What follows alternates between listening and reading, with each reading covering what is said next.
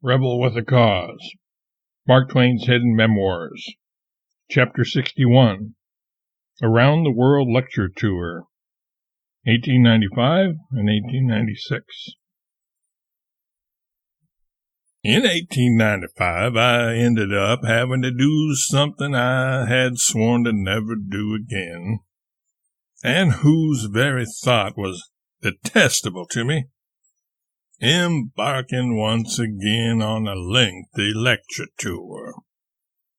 I had hoped to avoid the lecture platform for the rest of my life, at least as far as extended tours were concerned. The time on stage I didn't mind, but the enjoyment that part of the enterprise brought me no longer compensated for the dreary traveling and the disruptions to my comfortable routine and family life. Yet our finances were in such poor shape that I saw no other way out. In order to pay off our debts, I must again mount the platform and yell into the vast, dark recesses. So I resolved to canvass the earth's populace yearning for education at my stand, and at the end of it all, write a book about the trip and its points and matters of interest, and thus escape the Wall Street bondsman's lash. So I would spend a year girdling the globe, from the summer of 1895 to the same time a year later. I would make a return visit to the West and to the Sandwich Islands. I would see parts of the British Empire I had never seen before, such as Australia and New Zealand and India. Livy was to accompany me, and also Clara. Susie and Jean opted to remain at home. It would be hard for the family to be separated for such a long time, but it needed to be done for us to get back on a solid financial footing, meaning, most particularly, to pay off our creditors in full, dollar for dollar. It is ironic that as a boy I had wanted to be a clown in a circus, painting my face and cavorting around the stage, and now here I was about to do that very thing, long after the desire to make myself conspicuous in that way had withered away. But to earn the money necessary to pay off our debts was the respectable thing to do, and the only way Livy would have it. Honor is a harder master than the law. It knows no statute of limitations. Truth be told, and this is my final opportunity to do that, I would have been happy to pay 50 cents on the dollar, a deal that Rogers and I were able to work out with my creditors, as I did not really feel personally responsible for all of those debts. Much of those obligations were due to the poor or even criminally negligent or deliberately criminal actions of Webster during his mismanagement of my affairs and the treacheries of that ass Page.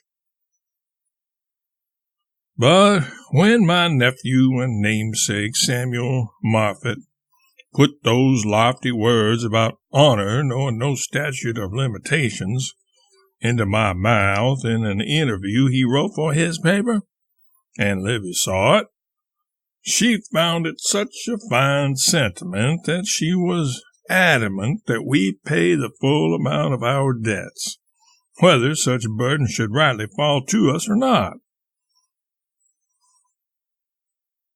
In hindsight, I'm glad that we did end up paying the debts in full, because it made Livy happy and content. It still burns me, though, when I think of those blatherskites and the pain and misery they put us through. Still, it was not a totally ill wind that blew us abroad. We all enjoyed it, at intervals, and we all benefited, at times. One way was due to the fact that travel is fatal to prejudice, bigotry, and narrow-mindedness. Broad, wholesome, charitable views of men and things cannot be acquired by vegetating in one little corner of the earth all one's lifetime, and sometimes we who have traveled need a refresher course in those lessons.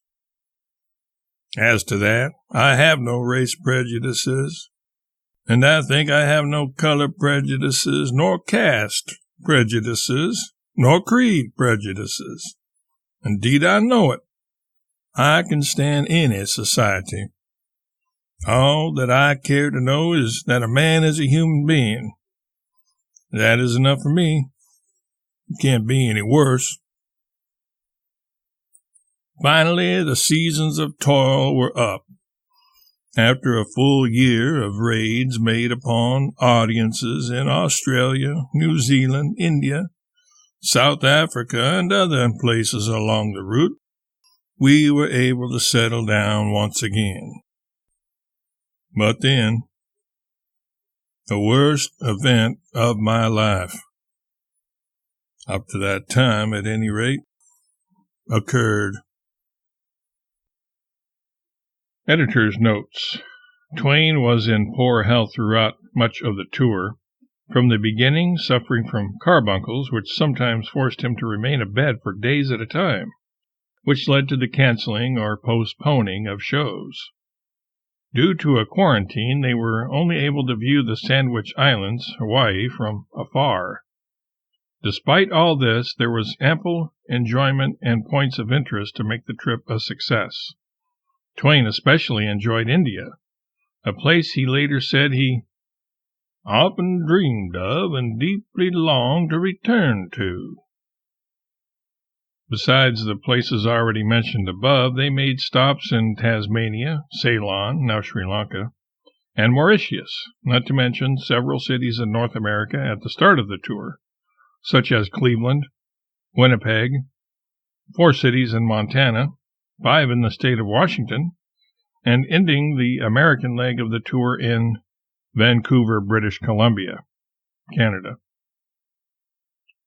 Twain had wanted to lecture in San Francisco again, too, but that did not work out. As was the case with Hawaii, Twain was destined to never return to California again. When the tour ended, Twain and Livy and Clara stayed in England, eagerly awaiting the family reunion soon to be enjoyed with the anticipated arrival of Susie and Jean by ship. That long yearned-for event was not to be, though.